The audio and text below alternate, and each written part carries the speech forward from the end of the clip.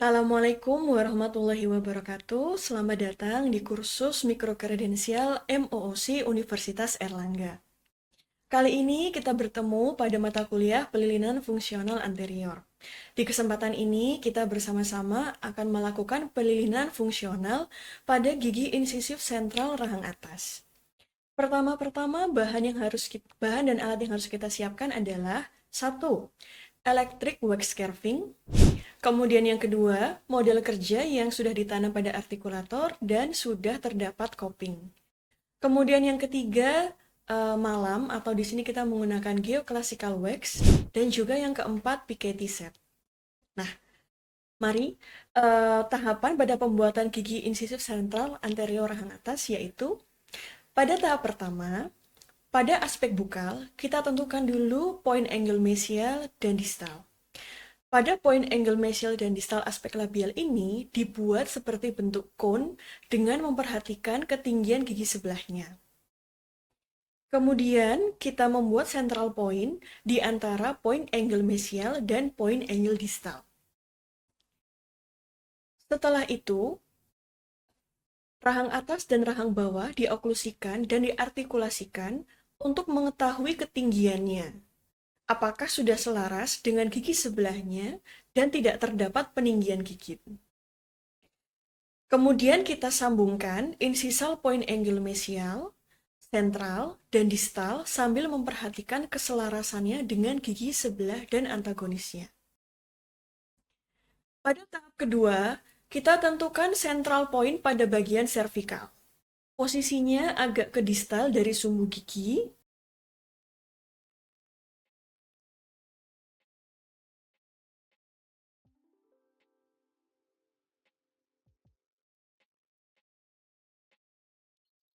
Setelah itu, kita buat mesiolabial marginal line angle dan distolabial marginal line angle.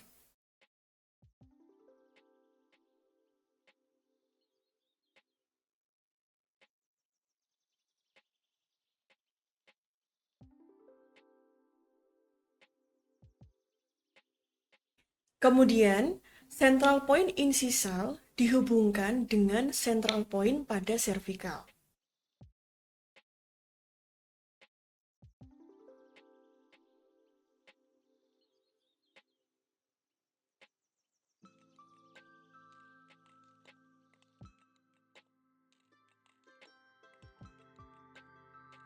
Kemiringan ini nantinya akan menjadi inklinasi dari gigi.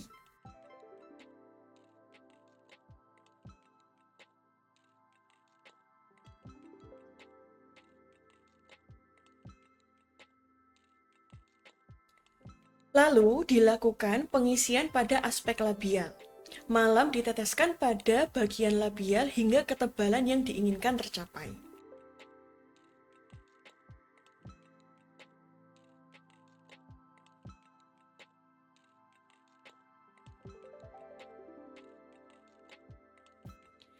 Dipastikan saat pengisian, mesial dan distal labial groove terbentuk sambil memperhatikan keselarasannya dengan gigi sebelah dan antagonisnya.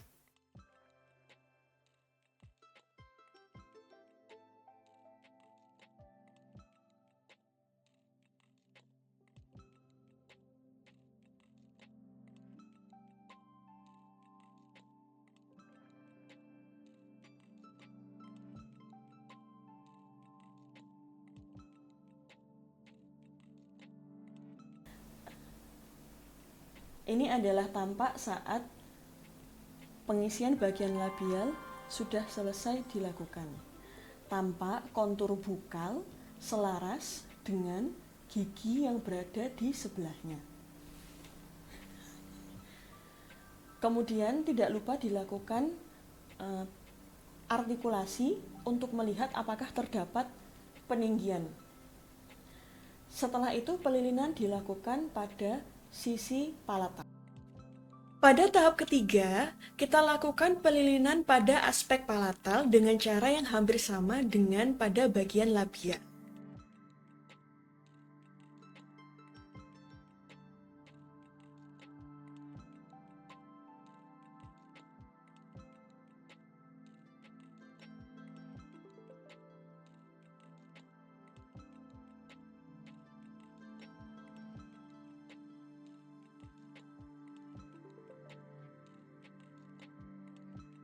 kita aplikasikan malam pada mesio-insisal dan disto-insisal point angle bagian palatal hingga membentuk insisal edge. Setelah itu, kita membuat mesio-palatal marginal ridge dan disto-palatal marginal ridge. Sambil kita menentukan pula tinggi singulum dan fossa palatal sesuai dengan kondisi gigi tetangga. Setelah itu, dilakukan pengisian pada area palatal sambil memperhatikan keselarasan dengan gigi antagonisnya. Ini adalah tampilan setelah dilakukan pengisian pada sisi palatal. Kemudian setelah itu, model malam dirapikan dan dibentuk sisi mesial dan distalnya. Pada tahap keempat, penyesuaian aspek proksimal dengan melakukan pengisian pada daerah mesial dan distal. Kontak incisif sentral rahang atas di sisi mesial terletak sepertiga insisal. Sementara pada sisi distal berada di sepertiga insisal dengan arah yang mendekati sepertiga bagian tengah. Perlu diperhatikan bahwa embrasur pada bagian distal lebih lebar dari bagian mesial. Tahapan selanjutnya adalah melakukan pengisian pada sisi mesial dan distal dari model malam.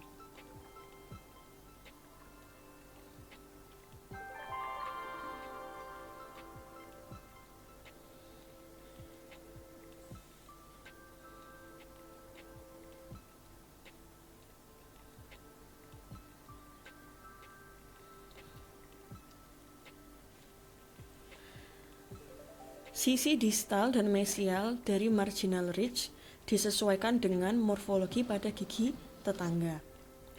Kontak gigi insisif sentral rahang atas terletak di mesial sepertiga insisal. Apabila kontak belum terbentuk di sisi mesial dan distal, maka malam ditambahkan hingga kontak terbentuk. Selain kontak pada mesial dan distal, kontak pada bagian palatal pun ditentukan dengan cara mengoklusikan gigi tersebut.